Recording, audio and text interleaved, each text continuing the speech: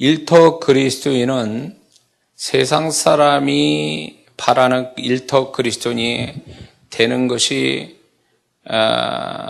그것이 아니라 하나님께서 말씀 속에 하나님의 사람들의 일터 신앙을 본받는 것을 하나님이 원하신다는 거죠.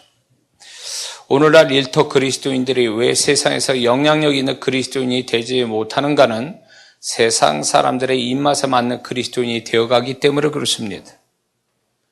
세상 사람들이 예수 믿는 사람들에게 직장을 다니는 예수 믿는 사람들한테 모르게 이렇게 요구하는 것들이 있어요. 이랬으면 좋겠다, 예수 믿는 사람이.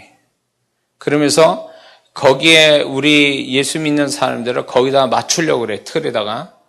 그러다 자기네 틀에 안 맞으면 비난하고 조롱하고 손해보게 하고 이런 일들을 세상 사람들이 합니다. 그게 두려워서 일터 그리스도인들이, 예수 믿는 그리스도인들이 직장에서, 일터에서 그 사람들의 눈밖에 나지 않으려고 거기에 맞춰진 그리스도인이 되려고 애를 쓴다는 거죠. 그러다 보니까 진정으로 하나님의 말씀 속에 있는 하나님의 사람들의 일터 신앙을 가진 그리스도인이 된다는 것은 거리가 멀고 또 변형되고 왜곡된 직장 생활을 한다는 거죠. 일터 신앙, 사업을 그렇게 한다는 거죠. 이런 게 있어요. 또 제가 그런 분을 만났는데 신앙은 굉장히 좋아요. 근데 그분은 주의를 지키면서 그 직원들은 주일날 일을 시켜요. 거기에 예수 믿는 사람도 있는데 그건 아니죠. 뭔가 이렇게 안 맞아요. 하나님의 말씀하고 안 맞는 일터 그리스도인, 사업하는 그리스도인들이 하나님께서 일터를 통해서 축복하기를 원하시는데 교회에서는 잘하는데 정말 정작 하나님이 축복할 일터에서는 정말 하나님이 축복할 만한 일터의 모습을 안 갖고 있다는 거죠. 그러니까 교회에서는 신앙생활 잘하는데 일터에서는 그런 식으로 하니까 하나님의 축복이 오다가 멈추는 거죠. 오다가 스톱이 돼버리는 거예요. 그러니까 교회 잘 다니는 사람이 축복도 받아야 되는데 하나님의 축복이 일터에서 나타나는데 일터에서 안 나타나요. 왜? 일터에서 막혀버렸기 때문에 그래요. 그걸 이상하게 생각해야 되는데 많은 그리스도인이 그걸 이상하게 생각 안 해요. 당연히 그렇게 사는 건 줄 아는 거예요. 우리는 속지 말아야 됩니다. 세상 사람이 바라는 일터 그리스도인이 돼서는 안 됩니다. 세상 사람이 바라는 일터 그리스도인이 아니라 하나님이 말씀 속에 나타난 하나님의 사람들의 일터 신앙을 가진 그리스도인이 돼야지. 근데 오늘날 많은 제가 직장 선교도 하면서 그걸 하면서 제가 깨달은 게 신앙은 엄청 교회에선 잘하는데 일터에서는 정말 그 개념이 없는 거죠. 성경의 어떤 개념을 가지고 신앙사라는 일터에서 일을 하는 사람이 드물다라는 거죠. 그러다 보니까 세상 사람 입맛에 맞는 그리스도인이 돼버린 거예요. 일터에서. 정작 하나님이 원하는 일터의 모습이 아니고 세상 사람이 바라는 일터의 모습을 갖게 되니까 하나님이 기뻐할 수 없고 축복할 수도 없는 일터가 돼버린 겁니다. 고생은 하고 몸으로 수고한 보상은 있을지 몰라도 하나님이 그 속에 개입해서 그 일터에서 하나님이 어떤 역사심이 나타나지 않는다라는 거죠. 왜? 그 일터 그리스도인이 하나님이 역사할 수 있는 일터 신앙을 가지고 있어야 되는데 그 일터 신앙이라는 게 없으니까 하나님도 개입해서 들어갈 자리가 없는 거예요. 그리고 교회 와서 신앙생활을 열심히 하는데 뭔가 안 맞는 거죠. 균형이 안 맞는 거예요. 조화가 안 되는 거예요. 교회의 신앙과 일터의 신앙이 같아야 되고 조화와 균형을 잡아야 되는데 교회와 일터가 균형이 안 잡히니까 당연히 일터에서 축복을 못 받는 거죠. 일터에서 축복받아야 할 그 현장이 일터에서 축복을 못 받아요. 그 교회에서 하듯이 그 신앙이 그대로 일터에서 나타나야 그 통로를 통해서 하나님이 그 사람이 일터를 역사하는데 그거를 못 본다는 거죠. 심지어는 우리는 어디까지 가야 되냐면 아브라함이 그 아비멜렉 이방인 족속의 왕이요 군대장과 비골이 그 아브라함 보면서 너는 뭘 하든지 하나님이 함께한다 라고 하는 그 사람 입에서 그 정도 나올 정도로 하나님이 함께하신 것을 보여줘야 될 게 일터라는 거죠. 그 정도 일터가 되려면 내가 일터 신앙이 확고하고 확실하게 성경에 나타나 하나님의 사람들의 일터 신앙을 그대로 본받아 그렇게 돼야 그게 나오는 거지. 예? 착하기만 해가지고 그게 그 일터에서 착하는 거는 그건 기본이지 그게 일터 그리스도인의 전부는 아니란 말이에요. 그게 착한 게 전부가 아니라는 거예요. 거기에 플러스 신앙이라는 게 있어요. 일터 신앙이라는 게. 그거를 하나님이 이미 성경에서 얘기하고 있는 거예요. 이거는 이장한 목사가 만드는 얘기 아니라 성경에서 이미 하나님이 계시하고 있는데 그거를 모르거나 알면서 지킬 용기가 없고 믿음이 없으니까 못 지키는 거예요. 그러다 보니까 일터가 꽉 막힌 거야. 하나님의 역사를 못 보는 현장이 되는 거예요. 그러니까 답답하지. 교회에서는 열심히 하는데 왜 일터에서는 내가 축복이 안 될까? 그거는 하나님이 역사할 수 있는 자기가 일터 분명한 일터 신앙을 못 가졌기 때문에 그런 거예요. 하나님 탓도 아니라고. 응? 교회에서보다도 일터에서 주님이 어떻게 역사하는지 자신을 위해서 일터라는 이 공동체를 그분이 어떻게 이끌어 가시는지를 보고 발견하고 그분을 따라가고 그분이 원하는 바의 모습을 일터에서 가져야 그게 풍성한 그분의 손길과 축복을 볼 수 있다는 거죠. 믿습니까? 그러므로 일터는 돈만 버는 현장이 아니라는 거예요. 예수 믿는 사람이 일터는 돈만 버는 현장이 아니라 거기는 생생하게 하나님을 경험하는 현장이라는 거죠. 교회보다 더 생생하게 그분을 경험해야 돼요. 그래서 교회에서보다 은혜스러운 것들이 일터에 있어서 그거를 기록해놓고 하나님 앞에 감사할 수 있는 하루가 돼야 그게 일터 그리스도인이지. 그게 안 된다면 불신자고 무슨 뭐가 다를 게 뭐가 있어요. 세상 사람 저희 평택에 누가 오냐면요. 금요 심야 기도에 누가 오냐면 그 박집사라고 있어요. 그 박집사가 직장 다니는 거의 예수 안 믿는 분이에요. 거의 예수 안 믿는데 그 와이프 그 부인 되신 분은 권사님이고 애들은 다 다니는데 이분은 거의 구원을 받았는지 안 받았는지도 모를 정도의 그런 분이에요. 근데 그분이 그 박집사, 그 박집사를 쫓아서, 여자 박집사를 쫓아서 금요일날 심야 기도에 우리 교회 와요. 오산인데, 그 평택까지 오면 자그마치 30km 차이 나는 데서 그 가까운 와이프가 다니는 교회도 있는데도 불구하고 30km 더 되는 이 평택교회까지 와서 금요 심야 기도를 해요. 1시간 동안. 이해가 안 되는 거예요. 주일날 예배도 안 드리는 양반인데. 그 사람은. 근데 30km나 자기보다 30km 더 되는데 와서 지금까지 몇 개월째 지금 그러고 있어요. 신기해 죽겠는 거야. 신기해 죽겠는 거예요. 1시간 정말 정확하게 1시간 동안 기도하거든요. 쉼 없이 방언으로 서로 그냥 1시간 동안 기도하고 있는데 그 양반은 소리내서 기도하는 게 아니라 눈을 감고 있는데 기도는 분명 하고 있는 것 같아요. 속으로. 근데 생각해봐요. 예수 믿는 사람도 1시간 기도하는 게 쉽지는 않거든. 근데 1시간 따라 꼬박 앉아서 눈을 감고 있어요.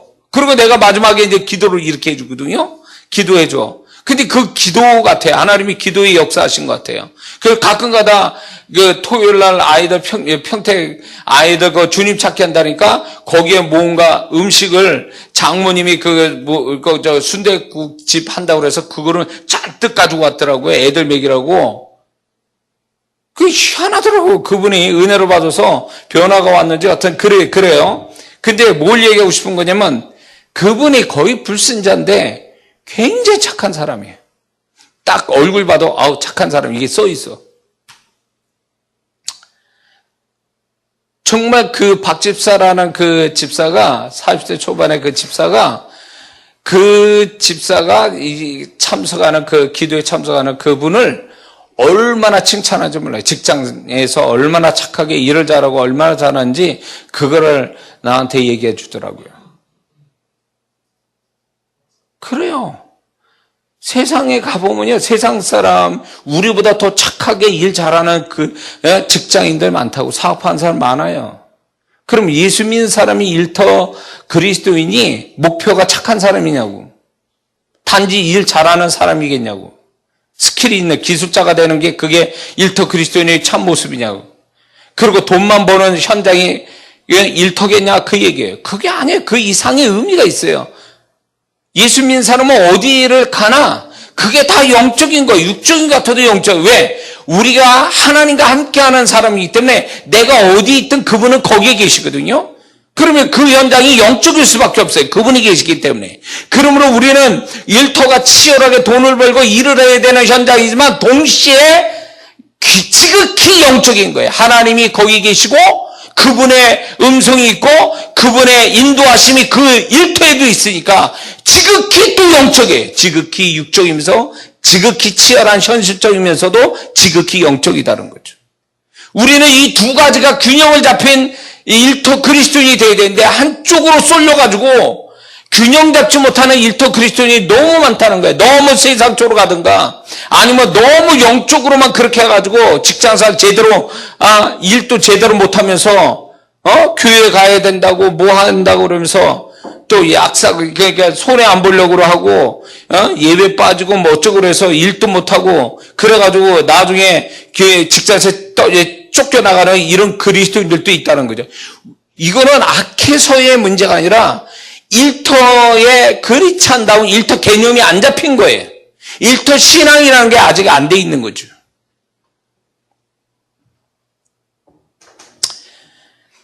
우리는 성경을 다시 한번 들여다봐야 되는데 그게 뭘로 봐야 되냐면 예수 믿는 사람은 이 세상을 살아가면서 돈을 벌어야 됩니다. 경제적인 어떤 걸 해결해야 돼요. 그래서 일터를 가지고 일을 하게 되는데 하나님께서는 그 일이라는 것이 얼마나 중요하고 그 일터에서 우리가 돈을 벌고 그러면서 경제에 어떤 도움을 받으면서 다른 사람을 도와주는 것까지 이게 현실적인 문제인데 이거를요 우리가 정리가 안 되면 하나님께 영광도 안 되고 그 돈을 버는 과정과 돈을 쓰는 과정에서도 하나님께 영광도 안 되고 하나님께 축복도 안 되는 그저 그런 세상 사람 같은 사람이 살다가 그래도 끝날 수 있다는 거예요. 그렇게 살면 안 되거든요. 일터가 그런 데가 아니란 말이에요. 예수 믿는 사람은. 수준이 좀 다르단 말이에요. 세상 사람과 다르단 말이에요.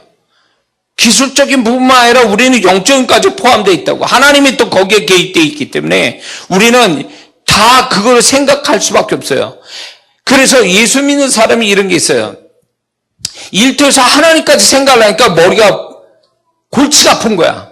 지금 일하는 것도 골치 아파 죽겠는데 거기다 신앙까지 생각해야 되니까 얼마나 더 골치 아파. 그가 딱 띄어내는 거야. 하나님을 띄어내고 영적을 띄어내고 그냥 육적인 것만 가지고 사는데 그러면 좀 덜 힘들 거라고 생각하지만 그게 더 힘들다는 걸 알아야 돼요.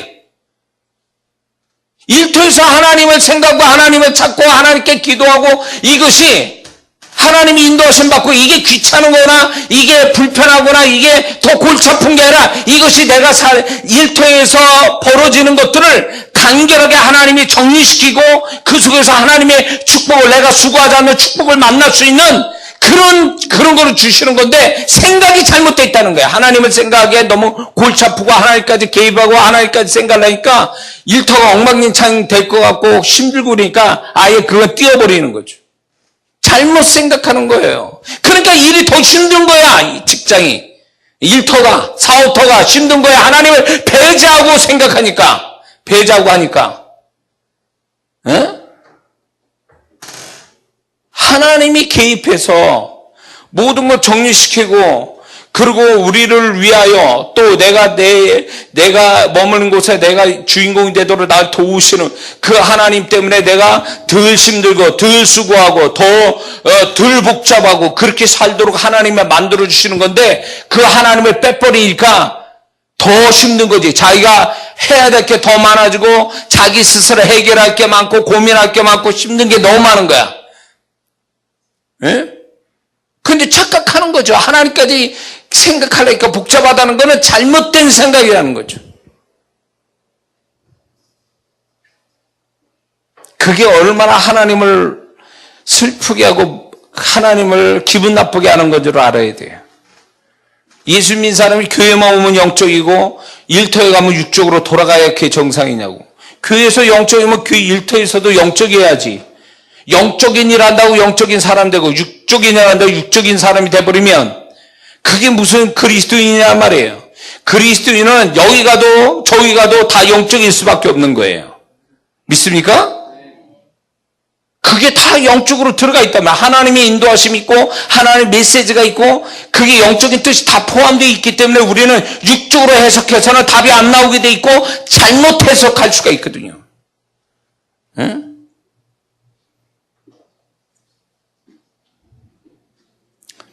그러니까 예수 믿는 사람이 살아남기 위해서 하나님을 띄워버리고 자기 노력과 열심으로 세상 사람 같은 방법으로 일터에서 열심을 냅니다. 그러다 보니까 뭐가 되냐면 타락하는 거예요. 변질되고 타락하는 게 순식간이에요. 그렇게 되면 이제 하나님의 손길도 멀어지는 겁니다. 하나님이 도울 수가 없게 만들어져요. 그리고 이제 자기가 이제 그렇게 이제 점점 일터에서 뭔가 이렇게 축복이 아니라 점점 세상 사람처럼 되어가니까 자책감에도 자책감, 죄책감 이런 것들이 들어가니까 교회 생활도 예전 같지 않아요. 양심의 가책을 느끼니까 신앙생활도 대충 하기 시작하는 거예요. 열심 내면 교회다 열심 내다 보면 뭐가 생기냐면 일터에서 내가 엉망이라는 거에 거기에 죄책감이 들어오는 거죠. 그러니까 신앙생활도 이제 그때부터 대충 하기 시작하는 거예요. 신앙생활 대충 하니까 은혜도 안 돼. 신앙생활 열심히 해야 그걸 통해 하나님이 축복의 통로가 열리는데 열심히도 안 하니까 이게 점점 악순환이 되는 거예요. 하나님의 은혜와 축복이 점점 사라지는 거죠. 그러면 교회에서도 메마른 영혼이요. 일터에 가면 더 세상 사람처럼 치열하게 살아야 되니까 더 피곤한 영혼이 돼요. 그러다가 어떻게 돼요? 교회 떠나는 거예요. 예수 안 믿는 거예요. 세상 사람 되는 거죠. 그러면 잘 살 것 같지만 그때부터 이제 망하는 거죠. 우리는 이걸 알아야 돼요. 신앙이라는 게 룰을 알라 하면서 거룩하고 거룩하고 즐겁고 이런 정결한 곳에서만 신앙이 자라는 게 아니고 그게 신앙이 아니라 우리의 신앙은요 세상 한복판에서 치고받고 싸우면서 치열하게 살아남기 위해서 또 변화를 주기 위해서 목숨 걸고 치열하게 살아가는 삶의 현장에서 그게 신앙이 나오는 거지 그 신앙이 교회에서만 머무는 게 아니란 말이에요. 교회에서 머무는 신앙은 그거는 가능성의 신앙이지 실제 역사는 신앙 정말로 살아있는 신앙이 될 수는 없단 말이에요. 교회에서 배운 거는요. 응? 그 신앙이 정말로 세상 한복판에 들어와서 치고받고 싸우는 치열한 현장에서 신앙이 만들어지고 거기에서 살아남기 위해서 예수 믿는 사람답게 살아남기 위해서 애를 쓰고 힘쓰고 그러다 상처받고 그러다 교회 들어와서 주님으로부터 다시 한번 치유받고 씻음받고 그러다 다시 세상으로 가고 이게 진짜 신앙생활하는 사람이지 교회에서만 하고 교회 밖으로 나가면 싸울 것도 없어. 왜? 세상 사람처럼 돼버렸으니까. 싸울 게 없어. 세상 사람처럼 돼버리면 그냥 동화되면 끝이요 그냥. 우리 성도들은 그런 성도들이 아닌데 왜 설교가 이런 방향으로 나가는지 모르겠네. 지금요 그리스도인이라고 교회에서 열심히 하는 사람들이요 일터에 가보면 엉망이에요. 원칙도 없고 성경적 개념이나 성경적 원칙이나 원리나 이런 거 가지고 신앙생활하는 게 아니에요. 그냥 그 일터에서 그 직장의 어떤 조직과 그 흘러가는 대로 같이 흘러가는 거죠. 같이 흘러가는 거죠. 죄책감 가지면 그나마나 그런 거 없이 그냥 그래 이렇게 사는 거야. 하나님께 용서하실 거야. 이해하실 거야. 이런 식으로 가니까 이게 신앙도 아니고 뭣도 아닌 거예요. 그러니까 하나님이 그 일터로 축복할 수가 없는 거예요. 역사할 수가 없어. 그런 사람이 하나님, 주님을 초청하겠습니까? 그 일터에? 절대 안 그래요. 일터 기도를 안 해요. 보세요. 교회 기도를 한다? 할 때 뭘 기도할 것 같아요? 교회에서 뭔 기도 시킬 것 같아요? 일터를 위해서 정말 기도를 합니까? 안 해요. 왜냐면 일터는 그냥 세상 사람처럼 그렇게 살면 되는 거예요. 그러다 보니까 일터를 위해서 기도한다는 것이 뭔가 안 어울리는 옷 입은 것 같은 그런 느낌을 가지고 일터에 대해서 기도를 안 합니다. 정작 기도로 제일 많이 할 부분이 거긴데. 왜냐하면 거기서 하나님의 축복이 거기서 나오는 건데. 왜 그 일터는 그냥 소홀히 하냐 그 얘기예요. 거기서 하나님 손길이 있고 하나님의 축복이 거기서 오는 건데. 사단이 속이는 거에 넘어간 거예요. 사단이 속이는데. 제일 치열하게 상처받고 제일 씹는 데가 일터인데 그 일터가 정말 하나님이 도와주셔서 뭔가 해결보고 축복받아야 할 그 현장이 있기 때문에 치열한 삶의 현장에서 치열하게 하나님 붙들고 하나님으로 인해서 해결을 보고 축복을 받아야 할 그런 일터 그리스도인이 그걸 포기하고 산다는 게 얼마나 억울한지를 알아야 된다 그 얘기요. 왜 그렇게 사는 거예요? 왜? 때 되면 월급 나오니까 때 되면 저절로 그냥 모든 게 다 돌아와서 그냥 그저 그렇게 살아가니까 안 하는 거냐 그 얘기예요. 그러니까 일터를 위해서 치열하게 절박하게 기도하지 않는다? 그 사람은 일터의 개념이 아직 성경적 개념이 안 잡힌 사람이에요. 일터 신앙이라는 게 아직 안 잡힌 사람이 그런 생각을 가지고 있는 거죠.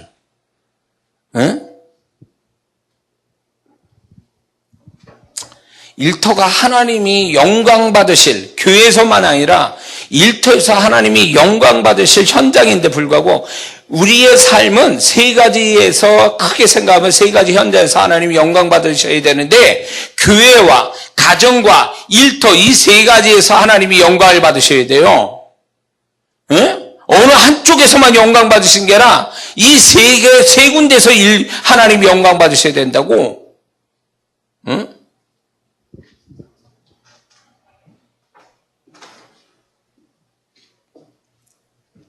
서론이 너무 길었어요. 오늘 이 다니엘은요, 우리가 본문 읽은 것처럼 그는 최상위의 고위급 공무원입니다. 이거를 보면서 우리가 알아야 될 게 뭐가 있냐면 적어도 내가 일터에서 영향력이 좀 있는 사람이다라면 이 다니엘의 일터 신앙을 배워야 됩니다. 정말 그래서 다니엘의 끝머리가 뭐예요? 그가 두 세대의 왕에 있어서 형통한 사람이 됐다라는 이게 일터 신앙을 가진 그리스도인이 오늘날 하나님이 주시고자 하는 축복이 여기 있는 거예요. 이걸 받아야 된다고. 잘 들어보세요. 이 형통은 이게 인간적 단어가 아니에요. 사람이 쓰는 단어가 아니라 이 형통은 하나님만이 쓸 수 있는 단어예요. 이 형통이라는 단어는.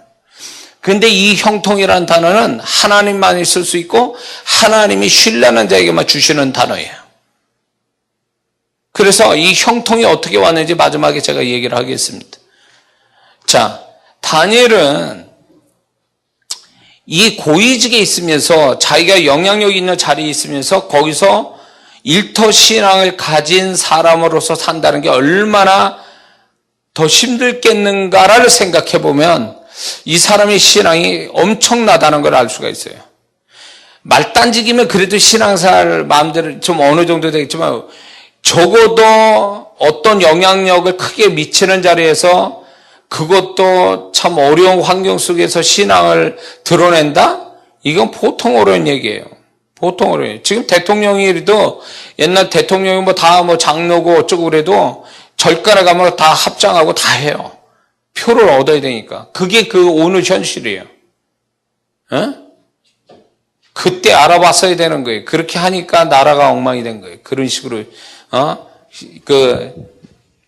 그런 분들이 신앙생활을 그런 식으로 하니까 일터 신앙이 바로 안 된 거예요. 대통령부터가. 일터 신앙을 제대로 배웠으면 자기가 그런 위치에 있을 때 어떻게 정말로 솔로몬처럼 다윗처럼 이 나라를 어떻게 해야 될 건가 하나님께 물었어야 되고, 그러면 하나님이 가르쳐 줬을 거고, 일터 신앙을 고위직, 소위 말하면 대통령이 또 고위직 공무원 아닙니까? 거기서 어떻게 할 것인가를 하나님께 지도받았으면 훨씬 지금이 더 나아졌을지 몰라요, 우리나라가. 근데 안타까운 거죠. 자, 하나님이 우리의 그 교회 안에서의 신앙 태도도 참 안타까워 여기시고 슬퍼하시지만, 더 안타깝고 슬퍼하시는 거 뭐냐면, 일터에서 정작 하나님이 더 풍성히 나타나고 축복을 봐야 될 일터에서 교회만큼의 신앙도 안 되는 일터 그리스도인들 때문에 더 그분을 속상해 하신다는 거죠. 그래서 오늘날 우리가 더 신앙을 정확하게 세분해서 더 신앙을 확고하게 가져야 될 게 뭐냐면 일터 신앙이에요.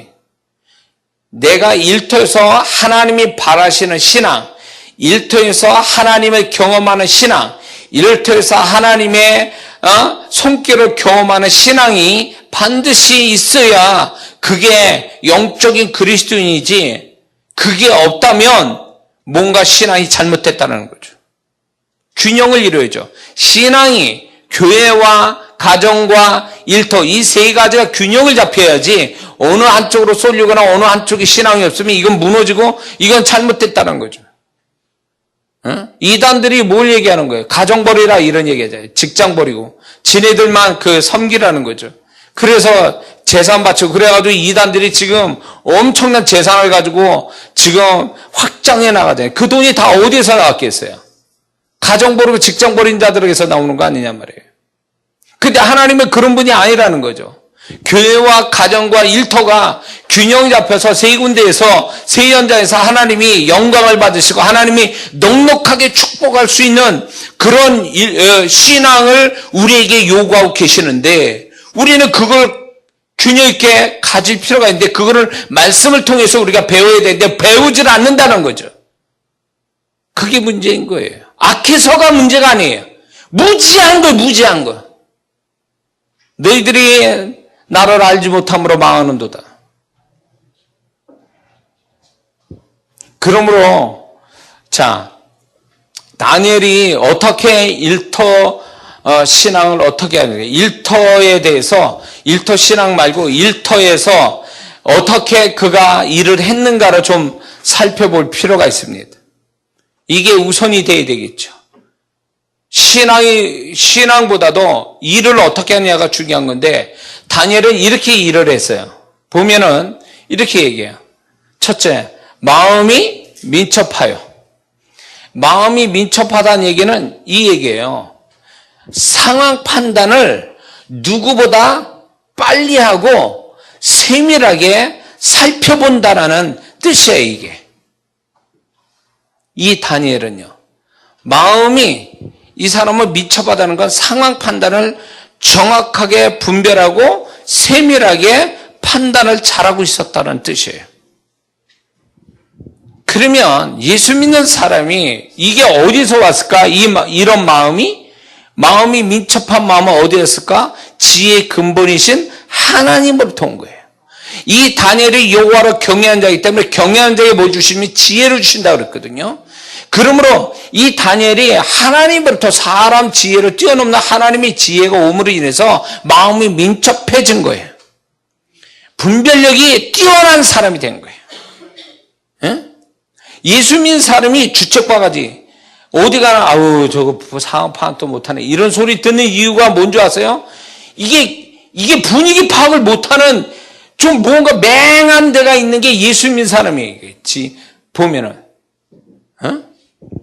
다 그렇다는 건데, 신앙생활을 잘하는 사람 같으면, 하나님을 잘 섬기는 사람 같으면 분별력이 있게 돼 있는데, 그 분별력 가지고 세상 또 살아갈 때 그 분별력 가지고 살아가는 거거든요. 근데 분별력이 없어. 그러다 보니까 세상 사람한테는 저거 아이고 싸가지 없네, 분별력 없네, 뭐 저거 맹하네, 저거 어떤 저게 주책바가지네, 뭐 이런 소리, 그런 얘기를 듣는 거예요. 상황 파악을 할 줄 모르는 거죠. 분별력 떨어진다는 거예요. 근데 우리 아들한테도 그래요. 걔가 혼자 자랐기 때문에 걱정되는 게 저거 어디 사람들 속에 들어가면 저거 또 걔가 나한테 많이 얻어맞은 중에 그 이유가 하나 뭐냐면 분위기 파악 못하고 엉뚱한 소리 하거나 이럴 때 의도 터지거든요. 걔가 나한테. 그러면서 내가 늘 하는 소리가 너는 어떻게 상황 파악도 못해. 지금 집안 분위기가 엄마 아빠가 이런데 네가 지금 그거 할 소리냐? 네가 지금 그런 행동을 해야 될 거냐? 그러면서 제가 야단을 치고 맞기도 해요. 걔가. 그래서 제가 그러거든요. 너 어디 가서도 그러지 마라. 너 그러면 아주 미운털백해가지고 너는 그러다가 너 사회생활도 못하네. 내가 이런 얘기하거든요. 근데 그게요. 혼자 자라서 그런 것도 있지만 예수 믿는 사람이 하나님 신앙생활을 제대로 안 배워가지고 분별력이 떨어져가지고 사회생활 때 그렇게 하는 거예요. 자기 식대로 하고 자기 중심으로 하고 그러니까 세상 사람 볼 때는 저거 보니까 착하긴 한데 애가 맹하고 분위기 파악도 안 돼 상황 파악도 못하고 지 혼자 저렇게 난리친다고 이러다가 신뢰성 떨어지고 욕먹는 거죠. 정말 신앙생활 잘해가지고 하나님을 경외하는 마음을 가지고 하나님을 잘 섬기는 사람은요, 하나님이 경외하는 자에 주시는 지혜가 있거든요, 지혜. 지혜의 근본이 여호와를 경외하는 거기 때문에, 여호와를 경외하는 자가 지혜가 있기 때문에 그 지혜라는 거는 분별력이에요, 분별력. 세상 사람보다 뛰어난 분별력. 그게 다니엘에게 있었던 거예요. 다니엘이 이 말씀을 깊이 들어가 보면 다니엘이 여호와를 경외했다라는 것을 전제로 하고 이 다니엘이 이런 성품이 있었던 거예요. 그래서 다니엘은 일터에서 정말로 자 생각해봐요. 다니엘이 포로로 잡힌 이방인이에요. 그런 사람이 고관이 된다는 총리가 된다는 게 하루아침에 먼저 됐겠냐고. 차근차근 말단부터 잘하고 말단부터 여기까지 온 거 아니겠느냐 말이에요. 그러면 이 사람이 여기까지 오기에 뭘 가지고 왔겠냐 그 얘기예요. 여기서 한마디 여기서 딱 정리가 되는 거예요. 그가 마음이 민첩하여 상황 판단을 잘하고 세밀하게 다른 사람보다 잘하고 이 분별력이 어디서 왔냐 하나님의 지혜로부터 왔다 그 얘기예요. 그러니까 일이라는 게 하나님 직장에서 일을 할 때 이렇게 했어야 되는 거예요. 근데 꼭 한 발 늦어. 한 발 늦거나 뭔가 새. 이게 허술해가지고 뭔가 새거나 한 발 늦거나 이러니까 맨날 일을 해도 야단 맞고 그리고 자꾸 상사나 다른 사람부터 걱정하는 거지. 제 일이나 제대로 할까? 이런 거라든가 저거 분위기 파악 못하네. 이런 말을 듣는다면 그 사람은 더 이상 올라갈 자리가 없어. 안 된다고. 근데 다니엘은 마음이 민첩했다 이렇게 얘기해요. 그 다음에 다니엘이 일을 어떻게 했냐면 두 번째 그 일하는 태도로 보면 넘어가 보면 잘 보세요. 근거를 찾고자 했으나 아무 근거, 아무 허물도 찾지 못하였으나 이는 그가 충성되어 아무 그릇됨도 없고 아무 허물도 없음이었더라. 이게 일하는 다니엘의 모습이에요. 이 얘기가 뭘까요? 이 말이? 자, 이 말을 보면 뭐가 오냐면 이거예요. 여기서 중요한 게 다니엘이 일을 할 때 이걸 보세요. 그가 충성돼요. 누구한테 충성한 것 같아요? 왕, 다리오 왕한테 충성을 한 거예요. 이 얘기는 뭐냐면 다니엘은 이 왕 앞에 자기가 마음을 다하여 그 왕을 위해서 충성을 다했다. 희생하고 손해도 볼 줄 아는 사람이었다라는 거예요. 이 충성이라는 단어 속에. 그러니까 다니엘은 잔머리 쓰거나 자기 이득을 취하는 게 아니라 왕 앞에 자기가 희생되든 손해되든 그 일을 잘 해냈다라는 뜻이겠죠. 그리고 그는 아무 그릇됨도 없고 아무 허물도 없다라는 이 얘기는 이 단어에서 뭘 알 수 있냐면 그는 사심이 없었다. 사심이 없다. 자기 개인적인 욕심이 없었다. 사심, 욕심 그게 없다라는 것을 얘기해 주고 있는 거죠. 응? 그리고 잘못됨이 없다, 실수가 없다, 빈틈이 없다, 그리고 윗사람의 명령에 최선을 다했다. 이런 뜻이에요. 근데 여기에 또 뭐가 있냐면 다니엘이 일하는 태도의 세 번째로 보면 3절에 가보면 이런 말이 있어요. 자, 다니엘은 마음이 민첩하여 총리들과 고관들 위에 뛰어나므로 왕이 그를 세워 전국을 다스리게 하고자 한지라. 왕이 그를 세워. 이 얘기는 뭘까요? 그는 윗사람한테 철저하게 신임받는 사람이었다는 거예요. 윗사람한테 신임을 받는 다니엘이었다는, 다니엘. 그러니까 이 다니엘이 얼마나 윗사람, 결국 왕에게 신임을 받을 정도의 그는 충성을 다했다는 거예요. 윗사람한테 신임받는다는 게 얼마나 중요한 일인지 알아야 돼요. 다니엘이 왕 앞에 여기 총리로서 신임을 받을 여기까지 올라왔을 때 이 사람은 분명히 말단에 때부터 자기 상관한테 신임을 받고 여기까지 올라왔을 거라는 걸 우리는 알 수가 있습니다. 어느 날 갑자기 이렇게 될 수 있는 건 아니거든요. 일터에서 이제 요즘 그 직장인들이 일터에서 이제 상사나 경영자가 못되게 굴어서 서로 그냥 막 그렇게 욕하고 뒷담화 하는 거, 그건 충분히 이해가 돼요. 그러는 사람들이 있으니까. 그런데 다리오 왕이 얼마나 좋은 사람인지 알 수는 없지만 그거를 배제하고 다니엘은 왕이 그를 세워서 전국을 다스리게 할 만큼의 다니엘은 왕의 철저한 신임을 받을 만큼 그는 왕에게 충성을 다했다는 이 모습에 그 사람은, 다니엘은 윗사람한테 굉장히 신임받도록 행동을 했다라는 걸 얘기해 주고 있는 거예요. 그러면 그게 무슨 뜻이겠냐면 다니엘이 평소에 뒷담하고 욕하는 상관한테 어쩔 수 없이 충성을 했다? 그런 말이 아니라는 거예요. 충성을 했다는 그 말 속에는 그가 상사에 대해서, 윗사람에 대해서, 그러니까 원망이나 불평 없이 전적으로 그 명령 앞에 순복하고 충성을 다했다는 뜻이겠죠. 이게 쉽겠냐고. 이게 쉽겠냐고. 근데 가만히 보면, 자, 정치하는 분들도 보면 그 정치의 리더 되는 사람이 다 좋은 사람들이 아니잖아요. 그런데 그 밑에 있는 사람들이 충성을 열심히 해서 그 리더자의 눈에 띄어서 아주 높은 자리에 이렇게 앉혀놓잖아요. 자기가 희생하면서. 근데 그 사람들이, 리더자가 그 사람들을 높은 자리에 앉힐 때 속 다르고 겉 다르게 하는 사람을 세웠겠냐 이거예요.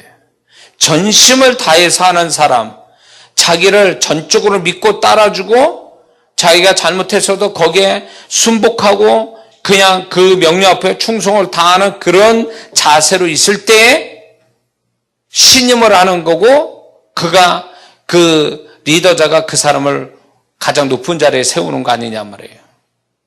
다니엘이 그렇다는 거죠. 그렇다고 다니엘이 불법 것을, 하나님 말씀 벗어난 불법을 행하면서 그가 충성을 다했다는 구절은 없는 거 보면 분명히 말씀 안에서 충성을 다했다는데, 다니엘은 상관에 대해서 부정적인 생각을 하지 않았다라는 것을 얘기해 주는 거죠.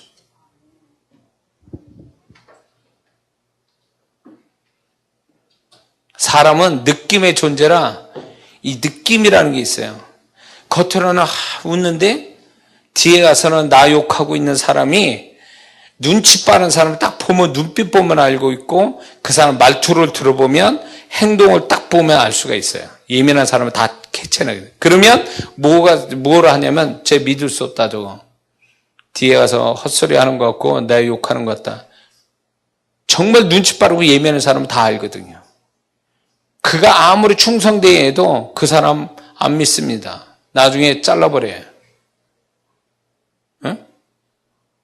정말로 정치에서도 보면 리더자한테 잘 보여서 결국은 정말로 높은 자리에 가는 사람은요, 마음속에 완전히 그 사람이 100% 정말 100% 긍정으로 그 사람을 받아들이는 자기 리더자로서 100% 다 수용하는, 긍정적으로 수용하는 사람이 그 사람한테 충성을 다하게 돼 있고 그 사람이 결국 신임받아서 높은 자리까지 가는 거거든요. 다니엘은 그렇게 해왔을 거라는 거예요. 왕에게 그 정도 할 정도면 그는 그 전부터 그렇게 해왔다는 걸 얘기하는 거예요. 그러니까 여기까지 온 거지, 여기까지. 응? 그러니까 뭔가 불평하고 원망하는 일터의 윗사람한테 아니면 그 공동체에 원망하고 불평하는 사람 치고 그 일을 끝까지 하거나 높은 자리까지 가지는 못한다는 거죠. 기왕 거기서 그렇게 있을 것 같으면 긍정으로 하나님 말씀에 벗어나는 거 아니면 긍정으로 생각해야 그 사람이 성공의 일터에서 성공하는 사람이 되는 줄 믿습니다. 네? 자, 다니엘은 이런 식으로 일터에서 이렇게 일을 했다는 거죠. 결국 보면 이런 게 있어요. 이 다니엘은요, 윗사람이나 일하는 모습이 완벽해요. 윗사람에 대한 마음이나 또 일하는 모습이나 이게 정말로 완벽하니까 총리까지 된 거예요. 그러니까 높은 자리까지 가는 사람이 그냥 가는 게 아니라 그만한 자질이 있고 그만한 마음과 행동이 따르니까 그게 간다는 거죠. 그러므로 일터 그리스도인이 요령으로 어쩌지해서 열심히 내서 요령으로 그렇게 될 게 아니라 정말로 이 다니엘 같은 태도를 끊임없이 갖고 있을 때 하나님이 다니엘을 그런 일하는 태도를 보시고 그를 자꾸 세워서 여기까지 오게 하시는 거지 사람이 세운 건 아니라 보는 거죠. 다니엘을 여기까지 오게 하는데 하나님이 사람을 통해서 왔겠죠. 그러나 그 사람을 다스리는 분이 하나님이 아니냐 말이에요. 그러면 하나님이 다니엘을 여기까지 오게 할 때 하나님 앞에도 일하는 태도가 인정받으니까 이렇게 온 게 아니냐 말이에요. 그러므로 예수 믿는 일하는 사람은 그냥 대충 적당히, 제가 아주 제일 싫어하는 단어, 우리 아들로마한테 노래하듯이 적당히 대충 얼렁뚱땅 그 다음에 요령 펴서 어쩌고 저쩌고 해서 할 생각하지 마라. 벼락치기 같은 걸로 하지 마라. 제가 이제 우리 아들놈이 이제 저기가 되니까 주의 종이 하루아침에 벼락치기 공부해서 되는 줄 아냐. 하루하루 성실하게 함으로 인해서 그게 누적돼가지고 하나님께 쓰임받는 거죠. 어느 날 갑자기 뭔가 열심히 해서 되는 게 아니다. 오늘 하루에 열심히 해라. 그래서 지금도 군대에 있지만 너 군대 시간이 널널하게 남으니까 시간에 너 지금 시간 관리 못하면 넌 나와서도 그 시간의 축복 못 받을 거다. 그래서 거기서 왜 하나님이 그 시간을 줬는가 잘 생각해보고 시간 잘 써라 그런 얘기하는데 그런 거예요. 치열하게 예수 믿음을 오래 제가 설교도 했지만 치열하게 살아야 돼. 세상 사람보다 더 치열하게. 일터에서 특히 일터에서는 치열하게 살아야 돼요. 이 다니엘처럼. 다니엘이 거저됐겠냔 말이에요. 얼렁뚱땅 어떻게 다 된 거냐 말이에요. 얼마나 치열하게 살은 거예요. 얼마나. 이렇게 되기까지가 얼마나 여기까지 올라오기까지가 얼마나 힘들게 올라왔겠어요. 그 치열하게 살았겠냔 말이죠. 힘든 거죠. 이렇게 살아. 자, 이렇게 함으로 인해서 하나님 앞에 영광이 되는 거죠. 목적이 총리가 되는 게 아니라 결국 이 일터를 통해서 하나님 앞에 영광을 받으시는 존재요. 일터가 되게 만드는 것이 결국 하나님 바라시는 모습이죠. 할렐루야. 그러면 이 다니엘이 이렇게 일하게 된 배경이 뭘까요? 이렇게 열심히 해서 하나님과 사람한테 인정받아서 여기 고관이 될 수 있었던 배경이 뭘까요? 몇 가지가 되는데 첫 번째는 이렇게 일할 수밖에 없는 것은 첫 번째는 그는 이방인으로서 포로 생활하는 사람으로서의 태생적으로 불리함을 가지고 있는 사람이에요. 다니엘은 그 여기에 있는 사람의 텃세나 그 사람들의 어떻게 보면 이런 거죠. 외국에서 온, 동남아시아에서 온 그 노무자, 우리나라의 동남아시아 사람이 와서 여기서 일을 하는 그런 식이에요. 그러니까 태생적으로 이 다니엘은 불리한 조건을 가지고 있어요. 그 존재 자체에서 불리한 조건을 가졌는데 이거를 극복하기 위해서 자기는 더 열심을 낼 수밖에 없었다라는 거죠. 그리고 이렇게 일할 수밖에 없는 두 번째 배경은 이런 게 있습니다. 이 사람이 이렇게 할 수밖에 없었던 거는 하나님을 섬기는 자로서 하나님을 모독받게 하지 않기 위한 책임감이, 영적 책임감이 다니엘을 여기 이런 모습으로 일하게 만들었다고 좀 믿는 거예요. 철저히 다니엘이 하나님의 사람으로서 살아가는데 일을 잘못함으로 인해서 하나님 영광 가리고 하나님이 모독받지 않기 위해서 다리오 왕도 알고 있거든요. 다니엘이 신앙을 가진 걸. 그러니까 하나님의 이름을 먹칠하지 않기 위한 영적 책임감이 이렇게 일터에서 열심을 낼 수밖에 없는 두 번째 이유가 된다는 거죠. 영적인 책임감이. 세 번째는 이 다니엘이 하나님을 잘 섬기는 그 신앙이 결국 사람도 잘 섬기는 일터에서 사람을 잘 섬기는 어떤 태도를 가지게 된 것이 여기까지 왔다고 봐야 돼요. 응? 그래서 하나님을 잘 섬기는 그 신앙이 결국 사람도 잘 섬기는 그걸로 나타나서 일터에서 성공한 사람이 된 거죠. 응? 또 네 번째는 이런 거예요. 이렇게 할 수 있었던 거는 나중에 알겠지만 다니엘의 규칙적인 신앙, 빈틈없이 원리 원칙대로 돌아가는 어떤 상황이 돼도 하나님 앞에 해야 될 신앙적 태도를 철저하게 규칙적이고 철저하게 해낸 그 신앙이 결국 일도 그렇게 한 사람이 된다는 거죠. 그러니까 신앙생활 잘하는 사람은 결국 일도 잘한다. 이게 공식이 되는 거예요. 신앙생활 잘하는 사람이. 제가 옛날에 아이들 중고등부, 주일학교부터 해서 중고등부, 청년부까지 가르쳤는데 제가 늘 강조하는 게 뭐냐면 교회에서 신앙생활 똑바로 못한 놈이 공부도 못한다 학교 가서. 내가 항상 그 얘기했어요. 교회에서 하나님 잘 섬기고 신앙생활 잘하는 애는 학교에서도 잘하게 돼 있다. 이런 얘기를 늘 했거든요. 근데 보면 같아요. 교회에서 꼭 문제덩어리 있거든요. 그럼 학교 가서도 꼭 문제덩어리야, 걔가. 항상 그랬어요, 항상. 그러니까 교회에서 신앙생활 잘하는 또 학교에서도 잘해. 근데 교회에서 엉망을 하는데 또 학교에서도 엉망이야. 이런 거를 제가 이제 보면서 교회에서 신앙생활 잘해야 학교에서 잘한다. 이런 얘기를 늘 해왔거든요. 마찬가지예요.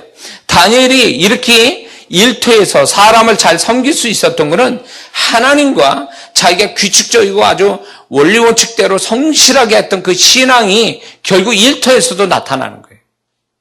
응? 자, 그러면 보세요.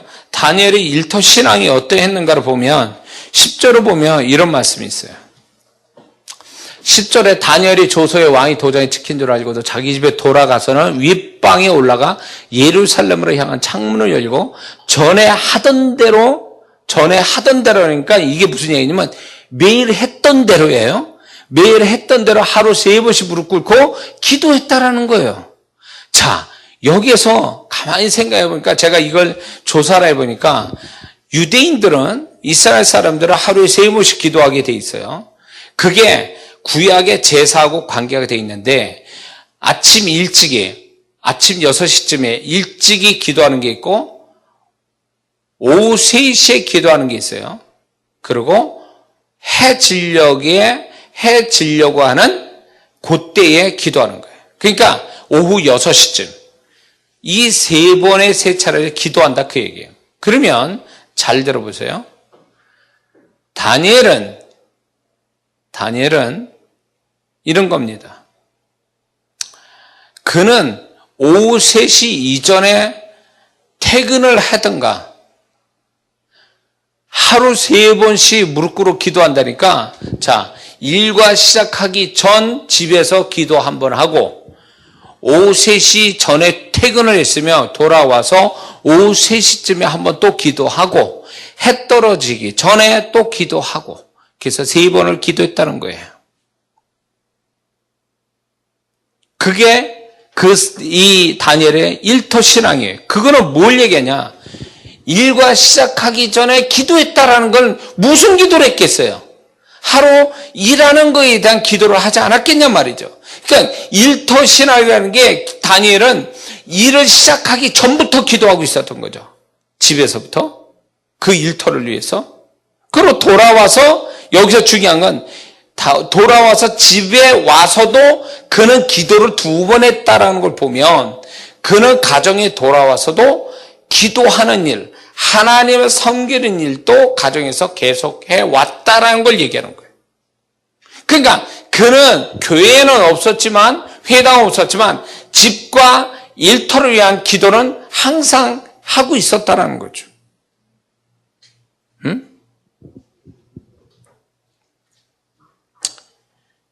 자, 만약에 다니엘이 오후 3시를 지나서 오후 3시까지도 일을 했다면 아마 그는 일터에서도 기도했을 거라는 거죠. 어떤 형태로든. 그가 한 번의 기도가 아니라 다른 이 기도는 창문을 열고 기도했다는 얘기는 결국 다니엘은 담대한 신앙, 드러내는 신앙이었다는 거죠. 비밀로 하는 신앙이 아니라 다른 사람이 보여지도록 하는 신앙이었다는 걸 얘기하는 거예요. 그리고 자기가 이 조소로 인하여 죽을 수도 있음에도 불구하고 창문을 열었다는 건 담대한 신앙이죠. 죽을 각오하고 신앙생활을 한 거죠. 신앙을 드러낸 거죠. 이게 굉장한 거예요. 남이 보고 있고 자기를 모함할 줄도 알면서도 자기 신앙을 드러냈다는 것이 이게 다니엘의 신앙의 모습이었고, 이것이 결국 어디까지 가냐면 죽을 수도 있는 사자굴에 던짐을 받기도 하지만 결국 하나님이 그 신앙으로 말미암아 그는 그 기적적으로 살아나고 오히려 그 사람을 모함했던 사람들이 대신 죽음을 당하는 때까지 이르는 거예요. 그러니까 이 다니엘은 엄청난 이 창문을 열고 기도했다라는 것이 굉장한 거예요. 그리고 하던 대로 하루 3번씩 무릎 꿇어 기도했다는 것은 상황과 상관없이 하나님께 해야 될 일을 했다라는 거예요. 해야 될 일을. 눈이 오나 비가 오나 자기가 하나님 앞에 해야 될 것은 했다라는 거죠. 상황과 상관없이. 이게 굉장한 거예요. 상황과 상관없이 하나님께 해야 될 신앙을 가지고 있었다.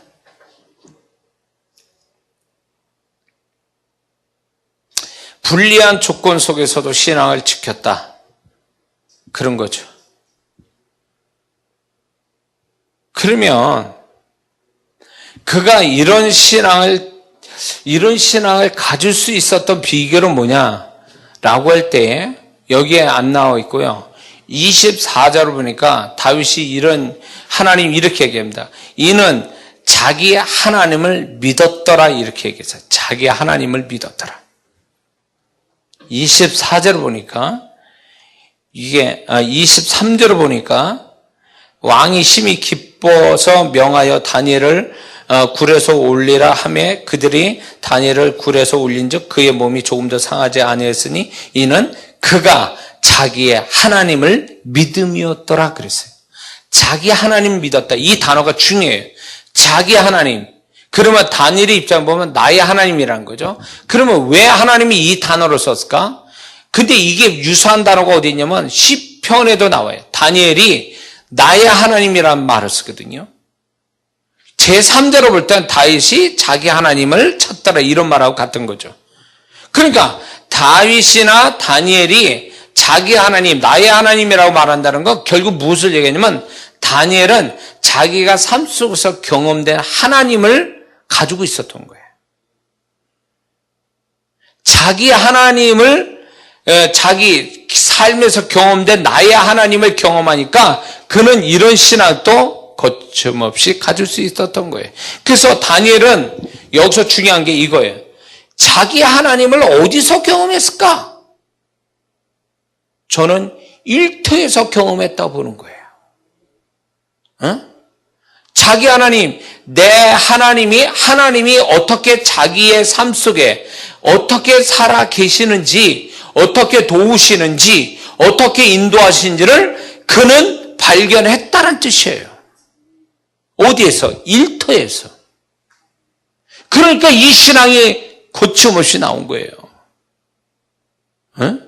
그러니까 신앙이라는 게 우리가 교회 안에서 있으면서 영적 체험하고 이게 신앙이 아니라 자기의 삶의 치열한 삶의 현장에서 하나님을 겨우서 경험하고 만나는 그것이 진짜 신앙이고 거기서 그 신앙이 나의 하나님을 믿는 자기 하나님을 믿는 신앙이 돼서 담대한 신앙이 이렇게 나온다 그 얘기예요. 일터에서.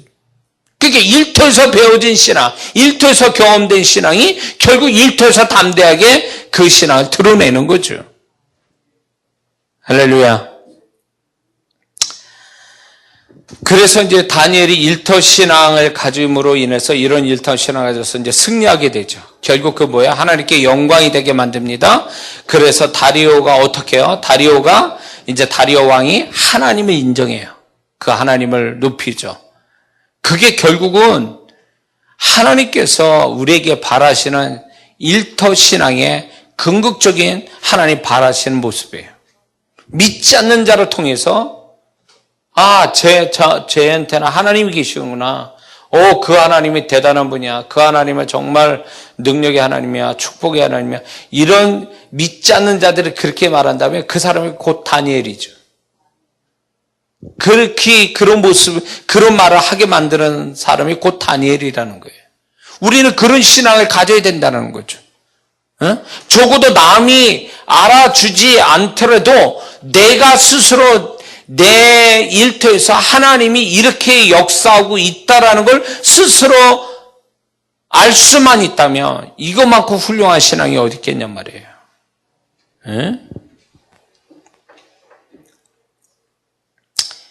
결국 이제 그가 일터 신앙으로 승리를 하게 되니까 승리의 두 가지가 나타나요. 일터 신앙에서 승리의 두 가지. 첫째는 다리오 왕이 하나님을 인정해요.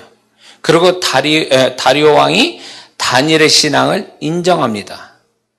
세 가지죠. 다리오 왕이 하나님을 높이고 다니엘의 신앙을 인정하고, 세 번째는 다니엘을 모함했던 자들을 오히려 죽임을 당하는, 그게 일터 신앙의 승리죠. 지금 이 다니엘의 이 신앙의 이 결말이 우리가 일터에서 경험되어야 될 일이라는 거예요. 자, 그러면 여기서 이제 마지막으로, 그러면 다니엘의 형통은 어떻게 온 것일까? 마지막에 보니까 이렇게 나와요. 두 왕의 시대에 형통한 자가 됐어요, 다니엘이. 여기에서 이전에는 다니엘이 형통한 자라고 얘기 안 하다가 여기서 형통이라는 단어가 나와요, 다니엘에. 그러면 어떻게 해서 형통했냐 그 얘기예요. 그거는 이 형통은 어디에서 왔을까? 지금 그의 일터 신앙에서 형통이 온 거예요. 일터 신앙에서. 교회에서 온 게 아니라 일터에서 형통이 왔다는 거지. 일터에서. 그리고 두 번째는 그가 신앙의 연단, 신앙의 고난을 통과하여 하나님이 그것으로 형통을 주셨다는 거죠. 그래서 고난이 단지 우리를 고생시키는 게 아니라 그 고난을 잘 통과하는 자에게 하나님이 그에게 형통을 주시는 거예요. 이해가 되십니까? 그리고 이 형통은 결국, 다니엘의 형통은 결국 세 번째는 규칙적이고 변함없는 신앙에서 형통이 왔다는 거죠. 다니엘이 형통이. 어쩌다가 한 신앙이 아니고 벼락치기 신앙이 아니라 늘 규칙적이고 변함없는 그 신앙의 끝에서 하나님이 형통을 주신 거예요. 그래서 이 형통은 세 가지 측면이 있는 거예요. 이 다니엘의 일터에서 만들어진 거고 고난을 통과해서 만들어진 거고 그는 변함없는 규칙적 신앙에서 형통이 왔다는 걸 얘기해 주고 있습니다. 그러므로 이 일이 옛날 이야기로 다니엘만의 일이겠느냐 그거예요. 오늘 살아가는 우리한테 이 다니엘의 신앙을 우리가 갖고 일터 신앙을 가져서 궁극적으로 하나님께 영광이 되고 그리고 우리에게 존재가 형통한 자가 되어 하나님을 높이는 그런 사람이 되는 것이 하나님의 뜻인 줄 믿습니다. 그러므로 이 6월을 여러분들이 보내는 여러분들이 반드시 이 다니엘의 오늘 말씀 드린 대로의 다니엘의 일터 신앙이 여러분에게 그대로 전이돼서 이런 다니엘의 결말이 우리 모두에게 우리 주오심 교회 일터를 가진 우리 주오심 성도들 모두에게 임하기를 주의 이름으로 축원합니다. 기도하겠습니다.